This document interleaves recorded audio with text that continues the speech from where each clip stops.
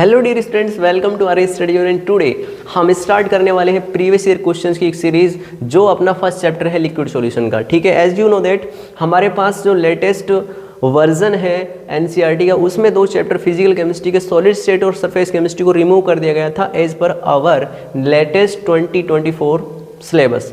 जो upcoming examination होंगे उसके अंदर बहुत सारे ऐसे क्वेश्चंस हैं आपसे पहले जो कॉम्पिटिटिव एग्जामिनेशन के अंदर पूछे जाते थे, like assertion and reason type question. सबसे पहले ये एम्स और नीट जैसे एग्जामिनेशन के अंदर पूछे जाते थे, लेकिन अब की बार जो बोर्ड है आपका, board of school education Haryana Bhiwani, उसके अंदर ये क्वेश्चन इंक्लूड किए गए हैं। तो बहुत सारे मेथड टेबल्स क्रिएट कर रखे हैं कुछ बच्चों ने अपने दिमाग के अंदर, उन्हीं सभी को यहाँ पर दूर करने का प्रयास करते हैं। सबसे पहले हमारे पास जो क्वेश्चंस होंगे यहाँ पर वो होंगे एमसीक्यूज। ठीक है, तो do not waste your time and start with our first question. तो जैसे आपको दिख रहा है ये आपका फर्स्ट क्वेश्चन है।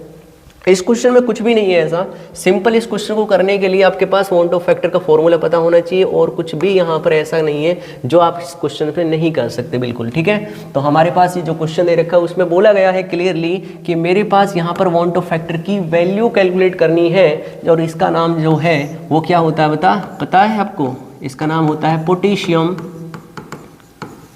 हेक्सासाइनोफेरेट। हेक्सासाइनोफेरेट क्योंकि ये आपका नेगेटिव कॉम्प्लेक्स आयन है और according to coordination chemistry naming of IUPAC हमारे पास फेरेट को हम बदल देते हैं विद सफिक्स ATE। तो हमारा ऑक्सीडेशन नंबर कितना है यहाँ पे +2 और उसके बाद क्या लगा दिया मैंने यहाँ पर ये वाला। ठीक है, ये अपना नाम है पोटेशियम हेक्सासाइनोफेरेट। लेकिन अगर मैं इसको आयंस में कन्वर्ट करूं इन प्रेजेंस ऑफ H2O, अगर मैं इसका हाइड्रोलिसिस करने जाऊं तो मेरे को पता चलेगा कि K4FeCN का होल 6। ठीक है, और जो स्क्वायर ब्रैकेट के अंदर दिख रहा है आपको, ये आपका एक कोऑर्डिनेशन स्फीयर होता है और ये अपने पास क्या होता है? Ionization sphere. ठीक है, आयनाइजेशन स्फीयर, ये अपने पास आयनाइजेशन स्फीयर होता है और इसका नाम होता है कोऑर्डिनेशन स्फीयर। तो इसके अंदर जो ये वाला पार्ट होता है ये आयनाइजेबल होता है, जबकि ये वाला पार्ट नॉन आयनाइजेबल पार्ट होता है। जब हम इसका हाइड्रोलिसिस करेंगे तो मेरे पास यहाँ पर 4 पोटेशियम आयन्स मिलेंगे, साथ में मेरे पास यहाँ पे FeCN का होल 6 और यहाँ पर स्क्वायर ब्रैकेट के अंदर बंद कर दिया मैंने इसको। प्लस के 4 चार्ज को बैलेंस करने के लिए मुझे माइनस के 4 चार्ज लगाना पड़ेगा। जैसा आप दिख रहे हो यहाँ पर कि एक आयन तो आपको यहाँ से मिला है, दूसरा आयन कहाँ पे मिला है? यहाँ पे मिला है। तो मेरे पास जो टोटल नंबर ऑफ आयन्स मिले वहाँ पर वो कितने मिले हैं? टोटल नंबर ऑफ आयन्स मेरे पास यहाँ पर मिले हैं, वो मिले हैं मेरे पास 5। कितने मिले हैं? 5। 4 तो यहाँ से मिले हैं और एक सिंगल यहाँ से मिला है। तो n की वैल्यू कितनी आ चुकी है? यहाँ पर 5 आ चुकी है। अब n की वैल्यू को मैं प्लेस करता हूँ अब इन वांट ऑफ फैक्टर के फॉर्मूले में। वांट ऑफ फैक्टर क्या कहता है? वांट ऑफ फैक्टर कहता है I is equal to 1 plus के n अल्फ़ा। ठीक है, ये अपना फॉर्मूला होता है। और सॉरी रुको एक सेकेंड, इसको रेज करते हैं। ठीक है, आपको ये पता है कि ये अपना एक स्ट्रॉन्ग इलेक्ट्रोलाइट है और स्ट्रॉन्ग इलेक्ट्रोलाइट के लिए जो आपका n की वैल्यू निकालते हैं आप, वही आपका क्या होता है? n फैक्टर होता है। ठीक है, तो आपको कहीं पे ऑप्शन नज़र आ रहा है 5, तो आपका करेक्ट आंसर कौन सा होगा यहाँ पर? 5। कौन सा होगा? 5। अगर मेरे पास ये वीक इलेक्ट्रोलाइट होता है, लाइक आपका एसिडिक एसिड होता है या फिर दूसरा कोई कंपाउंड होता, तो उस कंडीशन में मैं यहाँ पर n की वैल्यू को यहाँ पर थोड़ा सा चेंज करता और वांट ऑफ फैक्टर के फॉर्मूले के अंदर उन चीज़ों को प्लेस करता। लेकिन मेरे पास यहाँ पर स्ट्रॉन्ग इलेक्ट्रोलाइट है, तो बोला नहीं है उसने स्ट्रॉन्ग इलेक्ट्रोलाइट है, बट मेरे को अगर कंसिडर करने के चलना है अगर उसने नहीं बताया है तो। ठीक है, तो आप अगर फॉर्मूले के अंदर भी इन चीज़ों को प्लेस करके जाओगे तो आपको जो वैल्यू मिलने वाली है वो कितनी होगी? आपकी 5। ये इसका आंसर कौन सा होगा? आपका 5। We are moving towards our next question. यहाँ से हम नेक्स्ट क्वेश्चन पर मूव ऑन करते हैं। नेक्स्ट क्वेश्चन हमारे पास कह रहा है कि सिंबल ऑफ क्रायोस्कोपिक कांस्टेंट। ठीक है, वैसे इसका ऑप्शन आपको दिख रहा होगा क्लियरली, इस पर टिक लगा हुआ है KF। ठीक है, KF क्या होता है आपका? देखो KF अपने पास होता है यहाँ पर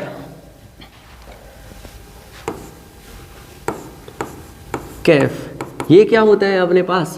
ये होता है एलिवेशन, सॉरी इसका जो नाम होता है, इसका नाम होता है अपना क्रायोस्कोपिक कांस्टेंट, क्रायोस्कोपिक कांस्टेंट। और जो ये क्रायोस्कोपिक कांस्टेंट होता है ये आपकी एक क्वालिटेटिव प्रॉपर्टी होती है जिसका नाम होता है depression in freezing point, depression in freezing point, freezing point, freezing point. ये आपका इस क्वालिटेटिव प्रॉपर्टी के अंदर क्या होता है, आपका कांस्टेंट होता है। क्या होता है, एक कांस्टेंट होता है। आपको ये भी बताता चलूँ कि मेरे पास एक केबी भी होता है, जो केबी होता है उसका नाम होता है एलिवेशन इन बॉइलिंग पॉइंट। ठीक है, सॉरी, इसका जो दूसरा नाम होगा वो इस टाइप से होगा। यहाँ पर इसका जो नाम होता है वो होता है यूग्लियोस्कोपिक कांस्टेंट, यूग्लियोस्कोपिक कांस्टेंट। ठीक है, तो हमारे पास अगर एलिवेशन इन बॉइलिंग पॉइंट है तो उसको बोलेंगे हम केबी के, और अगर मेरे पास क्रायोस्कोपिक कांस्टेंट है तो मैं उसको कैब से डिनोट करता हूँ। ठीक है, तो इसमें सोचने वाली कोई बात ही नहीं है। आपका राइट आंसर कौन सा होगा, आपका सी। कौन सा होगा, सी। नेक्स्ट क्वेश्चन, नेक्स्ट क्वेश्चन के अंदर मूव ऑन करते हैं और देखते हैं कि which of following is not a colligative property. बड़ा सिंपल है और जो इसमें पेन को भी उठाने की कोशिश ही नहीं करेगा। ठीक है, बिल्कुल सिंपल क्वेश्चन आपको भी दिख रहा होगा कि कौन सी कॉलिगेटिव प्रॉपर्टी नहीं है। आपको पता है मेनली एक नीट एक क्वेश्चन पूछा गया था नीट 2018 के अंदर एक क्वेश्चन पूछा गया था कि क्या LVP lowering in vapour pressure और दूसरी होती है मेरे पास relative lowering in vapour pressure RLVP, इनमें से कौन सी कॉलिगेटिव प्रॉपर्टी है। तो सिंपल आपको ये ध्यान रखना है कि जो आपके पास लोअरिंग इन वेपर प्रेशर है ये बेसिकली आपका पी नॉट, सॉरी, जो आपकी एलवीपी है ये आपका केवल और केवल, ये आपका केवल और केवल, रुको एक सेकेंड थोड़ा सा, आप it is first time on smart board तो इसलिए थोड़े से टेक्निकल एरर आ रहे हैं। आप थोड़ा सा एडजस्ट करने की कोशिश करें। जैसे जैसे हम आगे बढ़ेंगे वैसे वैसे हमारा ये इश्यू यहाँ से दूर होता जाएगा। तो दोबारा से लेते हैं हम थोड़ा सा, ठीक है, फर्स्ट टाइम कर रहे हैं इसलिए बोल रहा हूँ मैं। हमारे पास ये जो ऑस्मोटिक प्रेशर है, ऑस्मोटिक प्रेशर अपने पास एक कॉलिगेटिव प्रॉपर्टी है। बिल्कुल सभी को पता होगा कि ऑस्मोटिक प्रेशर जिसको हम पाई से रिप्रेजेंट करते हैं और फॉर्मूला क्या होता है CRT। जो C होता है यहाँ पर उसका नाम होता है कॉन्सेंट्रेशन, बोले तो आपका मोलरिटी। क्या होता है, मोलरिटी। दूसरा मेरे पास R क्या होता है, यूनिवर्सल गैस कांस्टेंट। क्या होता है, यूनिवर्सल गैस कांस्टेंट। और तीसरी चीज़ यहाँ पर T क्या होता है, टेम्परेचर, जिसको हमें कंसिडर करना पड़ता है केल्विन के अंदर। जबकि मेरे पास जो वैल्यू होती है यूनिवर्सल गैस कांस्टेंट की वो होती है 0.0821। कितना, 0.0821 एटीएम इंटू के लीटर पर मोल पर केल्विन। ठीक है, ये हमारे पास यूनिट होती है। तो ऑस्मोटिक प्रेशर तो हमारे पास एक कॉलिगेटिव प्रॉपर्टी है, तो इसलिए ये ऑप्शन भी इनकरेक्ट है। दूसरा बोल रहा है elevation in boiling point. Elevation मतलब अगर मैं किसी भी सब्सटेंस के अंदर नॉन वोलेटाइल सॉल्यूट है, क्या है, नॉन वोलेटाइल सॉल्यूट। अब नॉन वोलेटाइल और वोलेटाइल तो आपको पता होगा, अगर अपने चैप्टर को ब्रीफली पढ़ा है तो वोलेटाइल वो होते हैं जिनकी वेपर्स एग्जर्ट हो सकती हैं, जिनकी भाप बन सकती है, वेपर्स बन सकती है, वो अपने पास वोलेटाइल कंपोनेंट होते हैं। दूसरा, अगर जिनकी वेपर एग्जर्ट नहीं होती हैं वो अपने पास नॉन वोलेटाइल कंपोनेंट होते हैं। तो नॉन वोलेटाइल कंपोनेंट बेसिकली आपके पास एड ऑन होते हैं, तो मुझे टेम्परेचर को बढ़ाना पड़ता है। क्यों, क्योंकि मेरे पास अगर वो कंपोनेंट एड ऑन हुआ है तो प्योर जो सॉल्वेंट होता है उसका तो आपको लाइक जैसे मैंने बोला सिंपल कि मेरे पास ये एक बीकर है, इसके अंदर सिंपल मैंने वाटर डाल रखा है। ठीक है, इसके अंदर है वाटर, सिंपल वाटर। इसको आप बॉईल करोगे तो एट अराउंड 100 डिग्री सेंटीग्रेड पर इसकी वेपर बननी स्टार्ट हो जाती है। दूसरी ओर अगर इसके अंदर मैंने कोई सॉल्यूट एड ऑन कर दिया, सॉल्यूट एड ऑन कर दिया मैंने यहाँ पर, अब इस कंपोनेंट की भी वेपर्स बननी चाहिए, लेकिन ये इस वाटर मॉलिक्यूल इसके अंदर एड ऑन है, दोनों एक साथ मिक्स है यहाँ पर। जैसे मैंने यहाँ पर अग्नि देवता को प्रकट किया, इसको अग्नि देनी पड़ेगी, तो मुझे यहाँ पर टेम्परेचर को क्या करना पड़ेगा, बढ़ाना पड़ेगा। तो डेल्टा टी को क्या करना पड़ेगा, मुझे बढ़ाना पड़ेगा। और अगर डेल्टा टी बढ़ रहा है तो हमारा जो टेम्परेचर है वो एलिवेट हो रहा है। क्या हो रहा है, एलिवेट। और इसी को बोलते हैं एलिवेशन इन बॉइलिंग पॉइंट। ठीक है, क्या बोलते हैं, एलिवेशन इन बॉइलिंग पॉइंट, जिसको अपन रिप्रेजेंट करते हैं डेल्टा टी बी से। किससे रिप्रेजेंट करते हैं, डेल्टा टी बी से। और इसका जो फॉर्मूला होता है वो होता है अपने पास टी बी माइनस के टी बी नॉट। ये भी अपना इनकरेक्ट है। डिप्रेशन इन फ्रीजिंग पॉइंट तो अभी मैंने प्रीवियस क्वेश्चन के अंदर ही कराया था, जहां पर आपका जो फॉर्मूला होता है वो होता है delta T f is equal to T f not, sorry T f minus के टी एफ नॉट। तो इसका राइट आंसर कौन सा है, जो एक्सपेक्ट ही नहीं कर सकते। मैक्सिमम स्टूडेंट क्या करते हैं, उनका एक रेक्टिफिकेशन होता है कि नन ऑफ दीज और ऑल ऑफ अबव। तो मैक्सिमम चांसेस होते हैं, हो जाएगा, कोई दिक्कत नहीं है। बोर्ड के स्टूडेंट यही सोचते हैं कि ऑल ऑफ दीज जिसमें आ जाता है वो आपका करेक्ट हो जाता है 90%, लेकिन ऐसा नहीं है। नन ऑफ दीज भी ऐसा ऑप्शन है इसके अंदर, जो आपको दिख रहा होगा कि इसका जो राइट आंसर है वो कौन सा है, नन ऑफ दीज। ठीक है, तो नेक्स्ट मूव करते हैं अपने नेक्स्ट क्वेश्चन की टुवर्ड्स। नेक्स्ट क्वेश्चन हमारे पास क्या बोल रहा है, बोलता भी है ये, हाँ जी, ये बोल रहा है अपने पास कि मोलालिटी ऑफ प्योर वाटर, है ना। रट के रखना वैसे आपको, क्योंकि एमसीक्यूज के अंदर पूछा जाता है। तो इसका जो करेक्ट आंसर होगा वो आपका कितना होगा, वो होगा अपने पास 55.5। अब ये क्यों होगा, इसका रीज़न जान लेते हैं हम। प्योर वाटर का क्यों होता है, देखो भाई, प्योर वाटर का अगर मैं यहाँ पर इसका जो वॉल्यूम वगैरह, इसका जो अमाउंट है वो मेजर करके चलूँ, तो मैं मान के चल रहा हूँ कि वो 1 लीटर होता है। कितना होता है, 1 लीटर। और 1 लीटर को आप जानते हो कि 1 लीटर में 1000 ml होते हैं। इसको बताने की मुझे आवश्यकता नहीं है, इसको तो गाँव का बच्चा जानता है कि मेरे पास 1 लीटर के अंदर 1000 ml होते हैं। ठीक है, लेकिन सेकंड चीज़ आपको ये भी पता है कि मोलालिटी की बात कर रहा है। किसकी बात कर रहा है, मोलालिटी की। क्या आप डेंसिटी ऑफ वाटर का नाम सुना है आपने, डेंसिटी ऑफ वाटर का नाम सुना है, बिल्कुल सुना ही होगा। डेंसिटी ऑफ वाटर होती है 1 ग्राम पर ml। कितना होता है भैया, 1 ग्राम पर ml। 1 ग्राम पर ml, ये क्या होती है, डेंसिटी ऑफ वाटर होती है। अगर मैं बात कर रहा हूँ, ये मेरे पास वॉल्यूम है और ये मेरे पास क्या है, डेंसिटी। तो आपने ये फॉर्मूला तो शायद कहीं ना कहीं सुना ही होगा, density is equal to mass upon के वॉल्यूम, सुना होगा कहीं कहीं। अगर मुझे यहाँ पर मास ऑफ H2O निकालना है तो मैं मास ऑफ H2O निकालने के लिए क्या करूँगा, डेंसिटी इंटू क्या करूँगा, वॉल्यूम। बिल्कुल, आपको पता है डेंसिटी कितनी है, डेंसिटी है आपकी 1 ग्राम पर ml, यही है ना। इंटू के वॉल्यूम कितना, 1000 ml। बिल्कुल, ml से आपका ml कैंसिल आउट हुआ यहाँ पर, तो आपको जो यहाँ पे अमाउंट मिला है वो कितना मिला, 1000 ग्राम।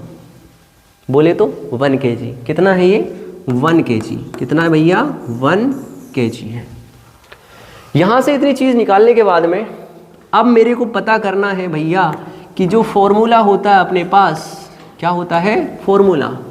यहाँ पे जो, सॉरी ये तो इसी के अंदर विजिबल हो जाएगा, तो इसको अपन कर देते हैं यहाँ से टाक। यहाँ से मैंने कर दिया इसको ख़त्म। ठीक है, यहाँ पे आते हैं, कोई और भी कलर है क्या, देखने का प्रयास करते हैं। हाँ, कलर है बहुत मस्त है ना, ये वाला कलर चूज करते हैं, क्योंकि हमें नई नई चीज़ यहाँ पर इस टेक्निकल प्लेटफॉर्म पर देखने को मिल रही है ना।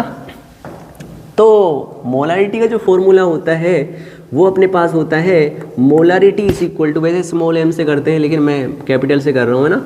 मोल्स ऑफ सॉल्यूट अपॉन के W of solvent in kg, W of solvent in kg, यही होगा नहीं होगा। अच्छा, मुझे W ऑफ सॉल्वेंट तो पता ही है, क्योंकि अपने पास प्योर वाटर की बात कर रहा है, तो प्योर वाटर में कोई दूसरा कंपोनेंट तो है ही नहीं है, आपका सॉल्वेंट ही तो होगा और वही सॉल्यूशन ही होगा आपका। जब उसके अंदर कोई दूसरा कंपोनेंट है ही नहीं तो मैं दूसरे कंपोनेंट के रिलेटिव क्यों बातें करूँगा। आपको भी पता चल रहा होगा इस चीज़ का कि दूसरे कंपोनेंट की कोई यहाँ पर आवश्यकता ही नहीं है। अगर यहाँ पे आवश्यकता नहीं है तो मुझे मोल्स कंसिडर करने हैं। मोल्स कैसे कंसिडर करते हैं, गिवन मास अपॉन के मोलर मास। गिवन मास कितना दे रखा है यहाँ पे, वो दे रखा है 1000 ग्राम, जो यहाँ पे अभी निकाला मैंने।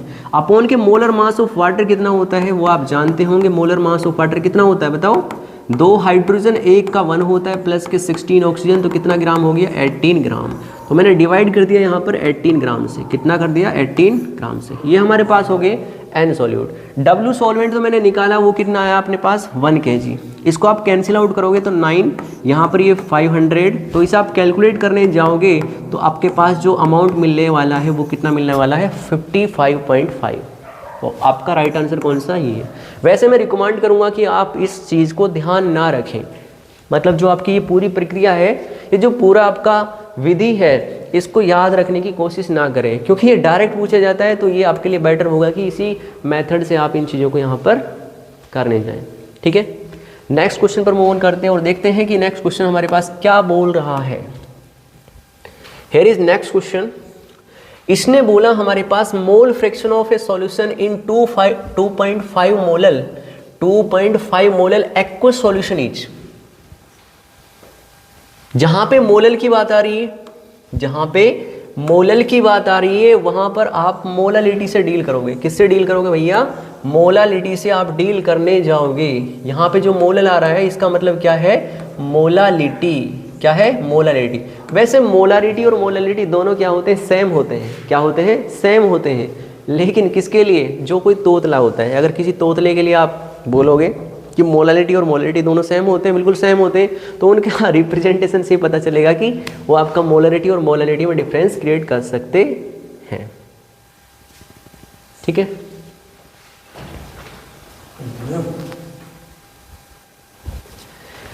तो सॉरी फॉर इनकन्वीनियंस।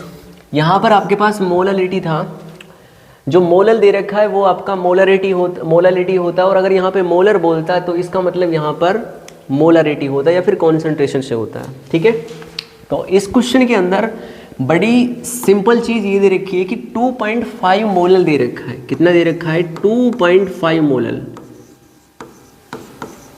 जो चीज़ लिख रखी है उसी चीज़ को यहाँ पर लिखते हैं हम 2.5 मोलल एक्वस सॉल्यूशन।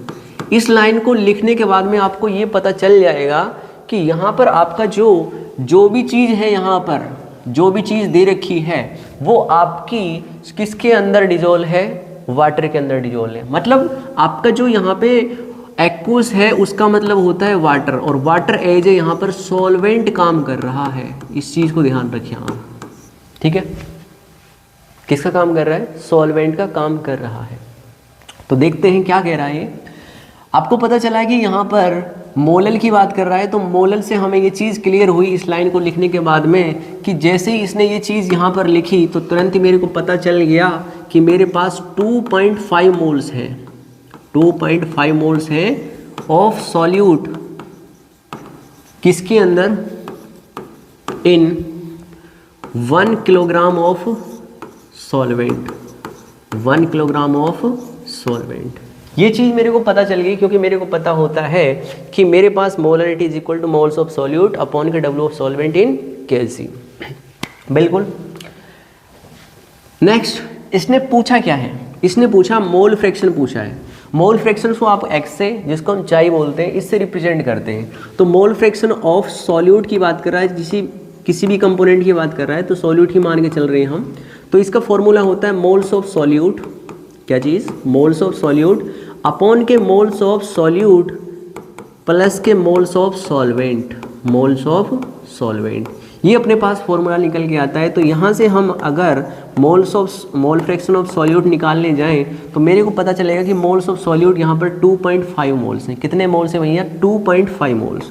तो मैंने लिखा 2.5, डिवाइड किया मैंने 2.5 प्लस के n ऑफ सॉल्वेंट, मतलब मोल्स ऑफ सॉल्वेंट की बात कर रहा है। अब मेरे पास सॉल्वेंट का जो डाटा दे रखा है वो ये दे रखा है, मेरे पास W ऑफ सॉल्वेंट ये दे रखा H2O का, वो है 1 किलोग्राम। और 1 किलोग्राम आप जानते होंगे 1000 ग्राम होता है। बिल्कुल क्लियर। कितना होता है? 1000 ग्राम होता है। अब 1000 ग्राम है मेरे पास, मुझे निकालना है क्या चीज़? मोल्स निकालनी है। मोल्स का फॉर्मूला होता है गिवन मास अपॉन के मोलर मास। ये अपने पास मास ही तो है। तो मेरे पास अगर मोल्स ऑफ H2O निकालने हैं तो गिवन मास कितना दे रखा है? 1000 डिवाइड बाय 18, और इसे आप कैलकुलेट करने जाओगे तो अगेन ये प्रीवियस क्वेश्चन के अंदर मैंने सॉल्व किया था कि 55.5 ही निकल के आएगा। तो तो अपने पास कितना आया 55.5। इसे आप कैलकुलेट करने जाओगे तो मेरे पास जो आंसर निकल के आएगा वो कौन सा आएगा, एक बार 2.5 डिवाइड बाय ये अपने पास 5 to 7 58 डिवाइड बाय 58। इसे आप सॉल्व करोगे तो आपके पास जो आंसर निकल के आएगा वो इनमें से कौन सा आंसर होगा देख लीजिएगा एक बार, ठीक है। देखना एक बार, मैं चेक करता हूँ कि इसका आंसर कितना आएगा यहाँ पे। तो इसका जो करेक्ट आंसर आ रहा है वो आ रहा है आपका इसका 0.043 और आपको इसके अंदर ये बी आपका राइट आंसर हो जाएगा, ठीक है।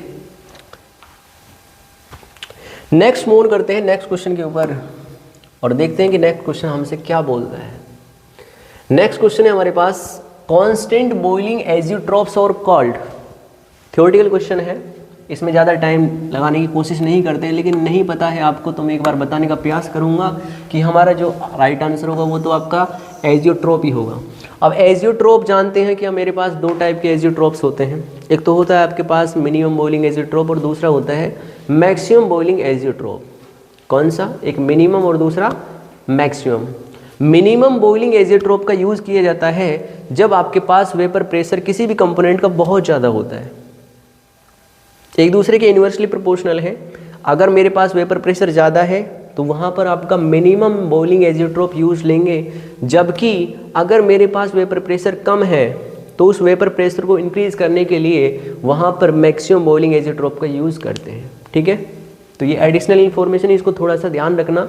और ये आपका कांस्टेंट बॉइलिंग एजियोट्रोप क्या होता है, जहाँ पर हम फ्रिक्शनल डिस्टिलेशन के द्वारा दो कंपोनेंट का सेपरेट करते हैं on the basis of their temperature boiling point.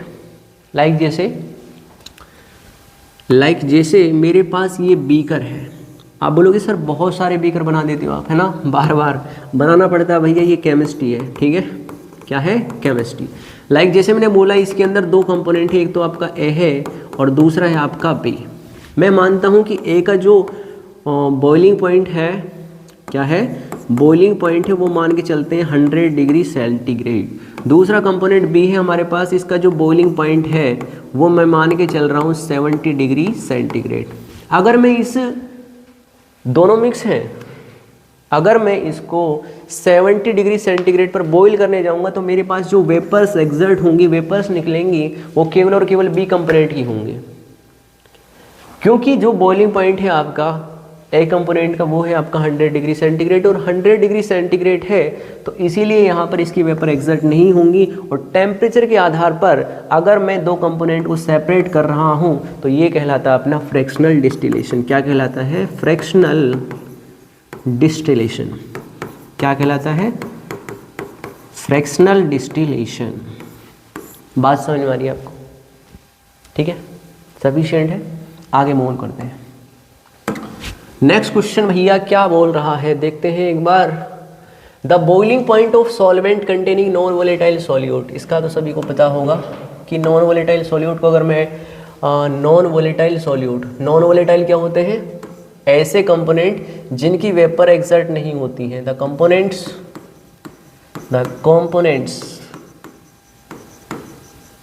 whose vapors are not exerted,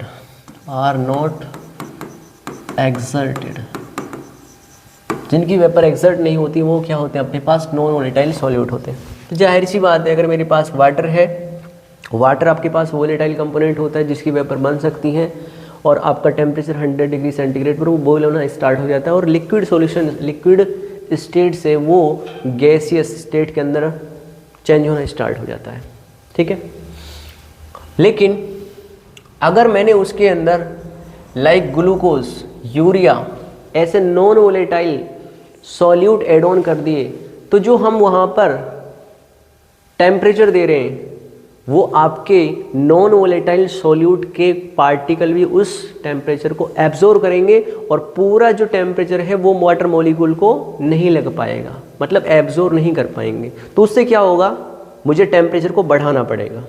तो बढ़ाना पड़ेगा, जाहिर सी बात है। तो अगर मैं टेम्परेचर को बढ़ाऊंगा तो वो क्या कहलाता है, अपना एलिवेट, मतलब बढ़ाना। ये आपका नहीं होता, डिप्रेस नहीं करेंगे हम उसको क्योंकि नॉन वोलेटाइल सॉल्यूट है।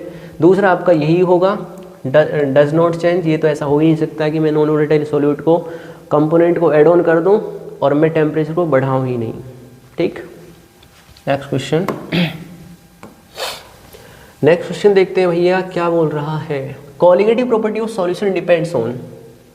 कोलिगेटिव प्रॉपर्टी, इतनी सारी कोलिगेटिव प्रॉपर्टी पढ़ा दी, उसके बाद इस क्वेश्चन को दे रहे हैं हमारे लिए, तो ये बिल्कुल जैसे तरबूज के लिए क्या देना होता है, तरबूज को हम जैसे चाकू से काटते हैं ना, इसी टाइप से ये क्वेश्चन है हमारे लिए, बिल्कुल सिंपल। इसमें तो कोई सोचने वाली बात ही नहीं है, ये बिल्कुल आपके लिए सिंपल क्वेश्चन है। बताइए इसको क्या होगा, क्या मोलरिटी होगी, मोलरिटी उसके ऊपर मोलरिटी डिपेंड करती है, करती है।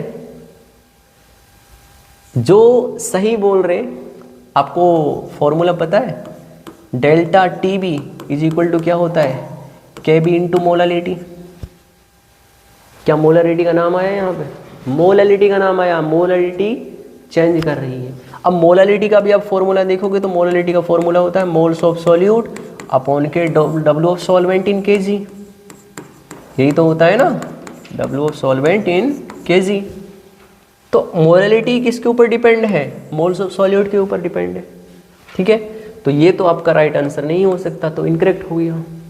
दूसरा number of moles of solute, हाँ ये कर रहा है, सॉल्यूट कर रहा है ना, तो एक घड़ी आप सोच सकते हो कि भाई नंबर ऑफ मोल्स इस चीज़ को अफेक्ट करेंगे, जितने मोल्स होंगे उतने ही ज़्यादा। लेकिन मैंने एक चीज़ बताई है आपको, यहाँ पर कोलिगेटिव प्रॉपर्टी आपके पास डिप्रेशन फ्रीजिंग पॉइंट भी है और एलिवेशन इन बॉइलिंग पॉइंट भी है। और इससे पिछले क्वेश्चंस में मैंने आपको कराया था, बताया था कि यहाँ पर नॉन वोलेटाइल और वोलेटाइल दो चीज़ें भी होती हैं। ऐसा हो जाए कि वो नॉन वोलेटाइल सॉल्यूट आ जाए तो नेचर डिफरेंट होगा, नहीं होगा भाई, नॉन वोलेटाइल सॉल्यूट की तो वेपर नहीं बन सकती, किसकी बनेंगी, वोलेटाइल की। तो इसीलिए यहाँ पर आपका ये भी इनकरेक्ट हो जाएगा और सही आंसर कौन सा होगा आपका, नेचर ऑफ सॉल्यूट होगा। ठीक है, कौन सा, नेचर ऑफ सॉल्यूट, सॉल्वेंट का तो करेगा ही नहीं। ठीक है, तो सभी ऊपर के क्वेश्चन ऑप्शंस यहाँ पर रॉन्ग है, राइट आपका कौन सा होगा, डी होगा। कौन सा होगा, डी, जहाँ पर नेचर ऑफ सॉल्यूट के ऊपर डिपेंड करता है कि आपके पास कोलिगेटिव प्रॉपर्टी डिपेंड करती है। Here is next question, the density of 10% by mass, 10% by mass, किसकी बात कर रहा है ये, कौन से कॉन्सेंट्रेशन टर्म की बात कर रहा है। इतना लिखने के बाद में आपको समझ में आ चुका होगा कि 10% W बाई W की बात कर रहा है। किसकी बात कर रहा है, 10% W बाई W। तो मुझे ये पता चला यहाँ पर कि 10% W बाई W की बात कर रहा है, तो इसको लिखने के साथ में मेरे को ये पता चल गया कि केसीएल सॉल्यूशन है। कौन सा सॉल्यूशन है, केसीएल सॉल्यूशन है। मैं क्या बोलूँगा इसकी रिगार्डिंग, मैं बोलूँगा यहाँ पर कि मेरे पास 10 ग्राम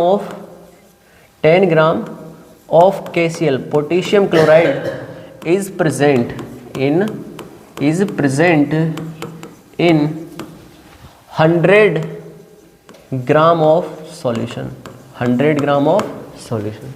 इससे मुझे ये क्लियर हो चुका है कि मेरे पास W ऑफ KCl कितना निकल के आया है, यहाँ पर वो निकला है 10 ग्राम। दूसरी ओर मेरे पास W ऑफ सॉल्यूशन निकला है कितना, वो निकला मेरे पास 100 ग्राम। कितना, 100 ग्राम। दोनों चीज़ों को यहाँ पर आपको पता होगा कि W of solution is equal to W of solute plus के W ऑफ सॉल्वेंट होता है। तो मेरे को यहाँ पर W ऑफ सॉल्वेंट पता चल गया कि वो कितना निकलेगा, 90 ग्राम, क्योंकि 100 माइनस के 10 कितना होता है, 90 ग्राम आपका क्या है, मास ऑफ सॉल्वेंट है। इतनी चीज़ इस लाइन से क्लियर हो चुकी है। वाटर, इन वाटर, तो उसने ये नाम भी बोल दिया, मैंने पढ़ा नहीं था। तो वाटर आपका एज सॉल्वेंट वर्क कर रहा है, और तो मैक्सिमम क्वेश्चन के अंदर आपका एक सॉल्यूशन के अंदर ये डिजोल्व होते हैं ग्राम पर सेंटीमीटर क्यूब, ग्राम पर सेंटीमीटर क्यूब। ये डेंसिटी दे रखी है, क्या दे रखी है, डेंसिटी दे रखी है H2O की। डेंसिटी कितनी दे रखी है भैया, 1.06 ग्राम पर centimetre cube. It's molarity is, ठीक है, इसमें पूछ लिया मोलरिटी क्या होगी। तो मोलरिटी भैया होता है moles of solute. Moles of solute क्या, मोल्स ऑफ सॉल्यूट कौन है यहाँ पर, गिवन मास वो कितना आपका 10 ग्राम अपॉन के मोलर मास। KCl का भैया कितना होता है, करना एक बार 39 प्लस के 35.5 कितना बनेगा ये 0.5954, यहाँ पर 6 और 1 7, 74.5 ग्राम, 74.5 ग्राम ये अपने पास मोल्स आ चुके हैं अपॉन के volume of solution. Volume of solution की बात कर रहा है, किसकी बात कर रहा है, सॉल्यूशन की। तो वॉल्यूम ऑफ सॉल्यूशन कैसे निकलेगी, मुझे पता होता है density is equal to mass upon के वॉल्यूम, मास अपॉन के वॉल्यूम होता है। वॉल्यूम मुझे निकालना है तो वॉल्यूम इज इक्वल टू क्या बन जाएगा अपने पास, मास किसका, सॉल्यूशन का या फिर सॉल्वेंट का, बताओ सॉल्यूशन का। तो ये आपको कंसीडर करना, ना कि ये वाला। तो 100 डिवाइड बाय कितना हो जाएगा, सॉरी मास तो ये हो गया, और डेंसिटी कितनी दे रखी है अपने पास 1.06। सर करना एक बार इसको, इसे आप कैलकुलेट करोगे तो हमारे पास ये क्वेश्चन आएगा, इसका राइट आंसर आएगा 1.42। इसको कैलकुलेट करोगे आप तो मेरे पास इतना ही आंसर आएगा 100 डिवाइड बाय 1.06। मैंने इसको पहले से ही कैलकुलेट करके रख रखा है, तो यहाँ पर 1.42 मोलर आएगा। ये तो हो ही नहीं सकता, कभी कुछ लोग ये सोचेंगे भैया 1.42 मोल पर केजी होगा, क्योंकि केजी ये आपका मोलरिटी है, क्या है, मोलारिटी। इसने पूछा मोलारिटी, ठीक है, तो इतना ही आएगा आई थिंक। नेक्स्ट क्वेश्चन, ये है आपका ऑस्मोटिक प्रेशर के बेस पर क्वेश्चन, और ये अपना लास्ट क्वेश्चन है आज की PYQ, क्योंकि due to lack of time I can not continue my lecture from here, so we will meet next day, till then tata. ठीक है, तो ये क्वेश्चन आपको खुद को ट्राई करना है या फिर मैं कराऊँ, चलो एक बार खुद ट्राई कीजिए फिर हम कराएंगे।